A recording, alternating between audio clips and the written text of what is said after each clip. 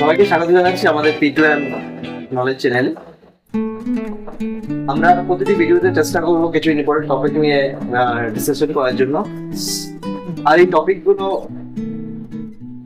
এমনভাবে সিলেক্ট করবো যাতে ডিসকাশন সমাজে কিছু মানুষ উপকৃত হয়, এতে আমরা খুব খুশি হব। সো আজকের টপিকটা আমরা যেটা চুজ করলাম সেটা হচ্ছে ক্লাস 10 to 12। টপিকটা তোমার কেমন লেগেছে? 9 to 12।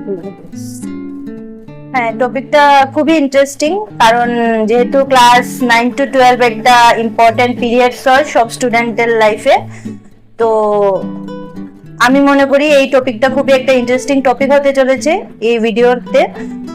তো কিসের জন্য ক্লাস 9 to 12 মানে এই টপিকটা চুজ করা হয়েছে? ক্লাস 9 to 12 আমি এই জন্য চুজ করেছি, আমি যখন ক্লাস 12 এর পর ব্যাচেলার করেছি, পোস্ট গ্রাজুয়েশন বা এখন অবধি প্রফেশনাল লাইফে, আমি অনুভব করেছি যে এই যে পিরিয়ডটা ক্লাস 9 to 12 পিরিয়ডটা, এটা এমন একটা টাইম, এটা মানুষের জীবনের মানে ফাউন্ডেশনটা গড়ার জন্য একটা সঠিক টাইম। ও পরে যেটাই ফার্দার এডুকেশনে যাক না কেন, means like graduation, post graduation, PhD, ওই যে পিরিয়ডের যেভাবে ফাউন্ডেশনটা বানানো হয়, ওই জিনিসটা তার whole life, throughout the life এটা কাজে লাগে। তো এই জন্যই আমার আজকে এই টপিকটা সিলেক্ট করা, ক্লাস 9 to 12। ক্লাস 9 to 12 এই একটা স্টুডেন্ট ও থট প্রসেস যেটা আছে, থট প্রসেস যেটা আমরা বলি, কোনো জিনিসটি বিভিন্ন অ্যাঙ্গেলে ওর ভিউটা কি আছে, বিভিন্ন অ্যাঙ্গেলে বিভিন্ন ধরনের ভিউ থাকে। তারপরে কোনো জিনিস কিভাবে ও সলভ করে, সলিউশন, কোলাবোরেশন। সো এই জিনিসগুলো তখনই মানে একটা স্টুডেন্টের মধ্যে আমরা যদি ওই সিটগুলো দিতে পারি, জাস্ট সিটগুলো, আমরা বলছি না যে ওই সময় থেকেই সবকিছু মানে একদম 100% একুরেট হয়ে উঠবে, জাস্ট আমরা ওকে একটু বুঝিয়ে দাও ওই জিনিসগুলো, তখন ও ঘটনভাবে নিতে পারে। আমি মনে করি ফিউচারের জন্য এটা ভালো জিনিস প্রত্যেকটা স্টুডেন্টের, কারণ আমার নিজের এক্সপিরিয়েন্স থেকে আমি বুঝতে পেরেছি এটা।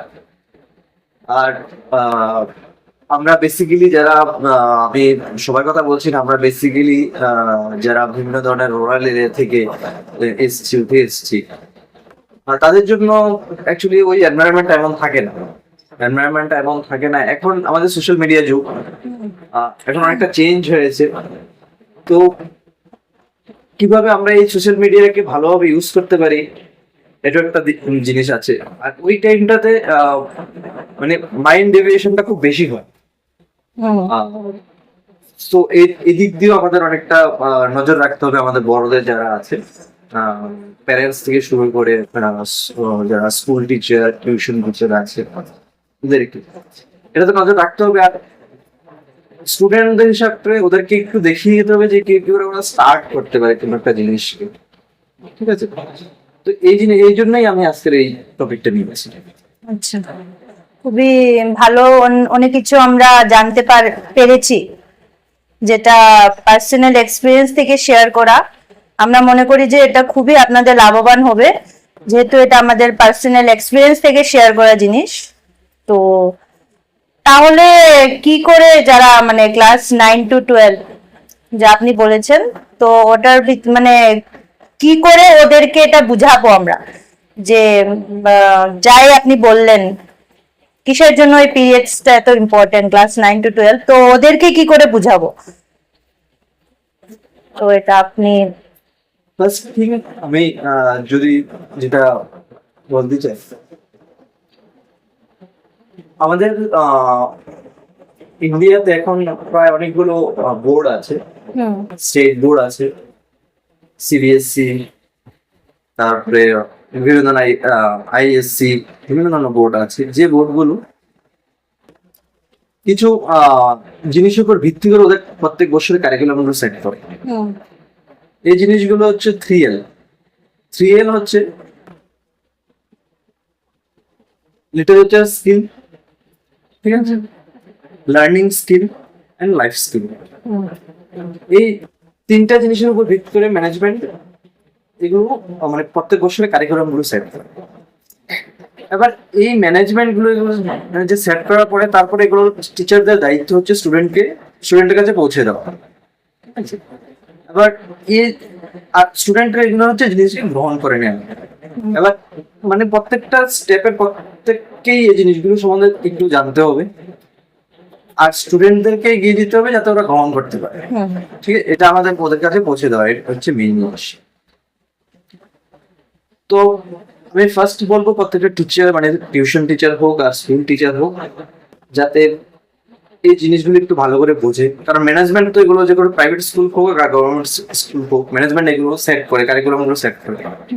তো টিচাররাই মেইন এতে যে স্টুডেন্টের কাছে কি করে পৌঁছে দিতে পারবে জিনিসগুলো, তাহলে এটা একটা জিনিস। সেকেন্ড থিং, স্টুডেন্টরা কি করবে? আমি মনে করি এই যে পিরিয়ডটা, এখানে অনেকটা প্রেশারাইজ থাকে স্টুডেন্ট ফ্রম ফ্যামিলি, প্যারেন্টস এর থেকে। কারণ প্যারেন্টসরা জানে যে এটা হচ্ছে মাধ্যমিক, মানে 10 মাধ্যমিক দিতে হবে, তারপরে 12 এটা ডিসাইড হবে কি সায়েন্স যাবে, আর্টস যাবে বা কমার্স যাবে, এটা প্রেশার টাইম থাকে। ওই টাইমটাতে স্টুডেন্ট নিজে খুব প্রেশারাইজ থাকে, তো নিজেও কিছু বুঝতে পারছে না কি করছে, হবে শুধু পড়ার পড়া। এখানে আমার জিনিসটা হচ্ছে শুধু পড়ার পড়া, এই জিনিসটা না করে যাতে প্রেশার না দিয়ে এতটুকু বোঝানো হয় কি জন্য পড়া, তাহলে আর মার্কেট পিছনে ভাগবে না। যেমন সবাই আমরা ভাবি যে 60%, 80%, 70%, 90% যদি পাওয়া যায় তাহলে হয়তো বা ফিউচার ব্রাইট। আমি এটা বলছি না যে ব্রাইট না, ব্রাইট, কিন্তু আমি একে মানে 50-50%, আমি বলছি না যে ও যদি 80%ও পায়।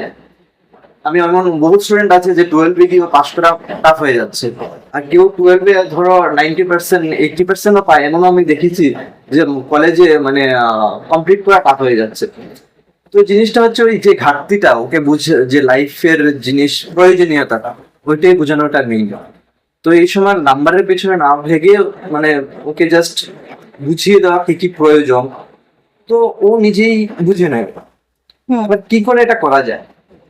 সবকিছুর একটা জিনিস হচ্ছে ভিজুয়ালাইজেশন। টিচাররা যখন স্টুডেন্টকে পড়ায়, পড়ার সাথে ওকে ভিজুয়ালাইজেশনটা কি করে করতে হয় এটা শিখিয়ে দেওয়া। সিম্পল আমি যদি একটা এক্সাম্পল নিই, a plus b whole square, সবাই আমরা জানি যে a plus b whole square একটা ফর্মুলা, এটা অঙ্ক সলভ মানে ম্যাথ সলভ করার জন্য এটা কাজে লাগে। a square plus 2ab plus b square জিনিসটা এমন না। টিচার যদি তখনই ওকে এমন ভাবে বুঝিয়ে দেয় এটা একটা এমন জিনিস যেটা বিভিন্ন রিয়েলিস্টিক জিনিসের সাথে মিল আছে, ফিজিক্যাল রিয়েলিস্টিক জিনিস। যেমন আমি একটা বলছি, আমরা যেখানে বসে আছি একটা ফ্লোরের সাইজটা হচ্ছে 5 মিটার 5 মিটার, ঠিক আছে, দ্যাট মিনস 5 স্কয়ার। 5 স্কয়ার মানে কি? কাউকে জিজ্ঞেস করলে বলবে 25 একটা ফ্লোরের সাইজ। জিনিসটা কি? জিনিসটা হচ্ছে 25টা স্কয়ার আছে এই ফ্লোরে, সিম্পল জিনিস, ঠিক আছে। আবার a square plus 2b plus b square জিনিসটা কি? জিনিসটা কিছুই না, একটা এরিয়া a b, এই horizontally a b, vertically a b, ঠিক আছে। একটা পোরশন a স্কয়ার, দুটো পোরশন আছে a b, একটা পোরশন b স্কয়ার, তাহলে a square 2ab plus b square. Graphically টিচাররা যদি ভালো করে বুঝিয়ে দেওয়া হয় তাহলে ওটা ভিজুয়ালাইজেশনের মাধ্যমে মনে থাকবে এবং ও ফিজিক্যাল কি করে এটা অ্যাপ্লিকেশন এটা বুঝতে পারবে। তো সিম্পলি একটা কথা, ওকে ভিজুয়ালাইজ করতে হবে জিনিসগুলো, ওর অ্যাপ্লিকেশন কি আছে এই জিনিসগুলো বুঝতে হবে। আর আরেকটা জিনিস আমি বলবো, যারা বিভিন্ন মিডিয়াম আছে, যে একটা রিয়েলিস্টিক জিনিস হচ্ছে আমাদের এখানে সব প্রফেশনে মেইন জিনিস হচ্ছে ইংলিশটা খুব একটা মানে কমিউনিকেশনের জন্য ইম্পর্টেন্ট। এটা সত্যি কথা, যেটা 100% যেটা, কারণ সব জায়গায় একটা কমন ল্যাঙ্গুয়েজ হচ্ছে ইংলিশ। তবে বিভিন্ন মিডিয়াম থেকে যারা আমরা আসছি, ওরা যাতে ওই সময়, আমি বলছি না যে অন্য মিডিয়ামে থাকলে কি ওরা কিছু করতে পারে না, অবশ্যই ওরা বেস্ট, মানে ওরা আরো এগিয়ে যাওয়ার প্রবলিটি বেশি থাকে। আমি বলবো যে ওরা যাতে যে কোনো জিনিসের ইংলিশ টার্মগুলো জেনে নেয়, পরবর্তী সময় ওদের মানে এটা লাভবান হবে। যেটা আমি নিজে এটা মানে নিজে এটা এক্সপিরিয়েন্স করা। হ্যাঁ এক্সাম্পল, এটা নিজে আমি একটা এক্সাম্পল। তো যেমন আমি বলবো যে একটা এক্সাম্পল দিলাম, ভর আমরা বাংলাতে শিখে এসেছি, ঠিক আছে? আমরা এই বাংলাতে যখন পড়বো আমরা সাথে একটু দেখে নেবো যে ইংলিশ টার্মগুলো কি আছে। যেমন ওয়েট, মাস, ডিফারেন্সটা কি আছে, কিসের জন্য ডিফারেন্স হচ্ছে। তো এই জিনিসগুলো আমি মনে করি একটু এই নাম্বারের পিছনে না ভেগে একটু জিনিসগুলো অ্যাপ্লিকেশন কি আছে, ভিজুয়ালাইজেশন জিনিসগুলো কি, জিওমেট্রিক ভাবে কি কি আছে, রিলেশনশিপ কি আছে, ম্যাথ, ফিজিক্স, এই জিনিসগুলো একটু ভালো করে দেখা। মেইন আমাদের ভিডিওর কনক্লুশনে আমরা কয়েকটা পয়েন্ট আউট করতে পেরেছি, যেটা হচ্ছে কোনো স্টুডেন্ট যখন কিছু শিখছে বা যে কোনো ক্লাসে হতে পারে, ও যে কোনো কিছু যখন শিখছে ওটাকে ভিজুয়ালাইজ করা মেইনলি, নোট শুধু এটা যে আমি পরীক্ষায় পাস করতে হবে বা পরীক্ষায় ভালো রেজাল্ট করতে হবে, আমাকে পরীক্ষায় ভালো মার্ক করতে হবে এজন্য জাস্ট পড়াশোনা করা এমন না, ভিজুয়ালাইজ করতে হবে। আমাদের মেইনলি থিংটা ভিজুয়ালাইজ করে তারপরে এগিয়ে যাওয়া। অ্যাপ্লিকেশনটা কি? হ্যাঁ, অ্যাপ্লিকেশনটা অ্যাপ্লিকেশন যে কোনো জিনিস হতে পারে তাও, ঠিক আছে? তো তার জন্য আমাদের ওই যে এই বয়সে, মানে আমি যেটা বলতে চাচ্ছি, এই বয়সটা একটা স্টুডেন্ট অতটুকু বোঝার ক্ষমতা ওঠে না। আমি যদি 9 থেকে ওই টাইমটা পড়ি, 12 এর মধ্যে। হ্যাঁ, তো এটার জন্য আমাদের টিচাররা একটু ভালো করে, এটা স্কুল টিচার হোক আর টিউশন টিউটর হোক, প্যারেন্টসরা আমি ওই জায়গায় বলবো যে যাতে তোরা প্রেসারাইজ না করে নাম্বারের পিছনে যে আমাকে 80% লাগবে, 75%, 90%, ওই হলেই যে সবকিছু আমি এটা বুঝে নিতে পারছি। এটা হচ্ছে আমাদের কনক্লুশন। তো আমাদের কনক্লুশনের টপিকটা ওটাই। কনক্লুশনে আমরা 2-3টা টপিক আমরা জাস্ট পয়েন্ট আউট করা যেতে পারে যে যে কোনো কিছু ভিজুয়ালাইজ করাটা খুবই জরুরি। আর মেইন হচ্ছে যে হ্যাঁ, মার্কও ইম্পর্টেন্ট, যেহেতু মার্কও ইম্পর্টেন্ট, যে ক্লাস 12 এর পরে যখন কেউ কোনো মেডিকেল ফিল্ডে হোক বা যে কোনো অনেক ধরনের ফিল্ড আছে, সবার আলাদা ইচ্ছে আছে, তো ওখানে যেতে হলে একটা পার্টিকুলার মার্ক সেট করে যে কোনো ইউনিভার্সিটি বা যে কোনো অনেক ধরনের এন্ট্রান্সও হয় ক্লাস 12 এর পরে যখন কেউ যায়। হ্যাঁ, এটা একটা ভালো জিনিস এন্ট্রান্স, যে জিনিসটা। এবার এই এন্ট্রান্স কম্পিটিটিভ এক্সাম যেটা একটা জিনিস যেটা হচ্ছে, সো আমি এই জন্যই বলেছি এটা একটা ফাউন্ডেশন।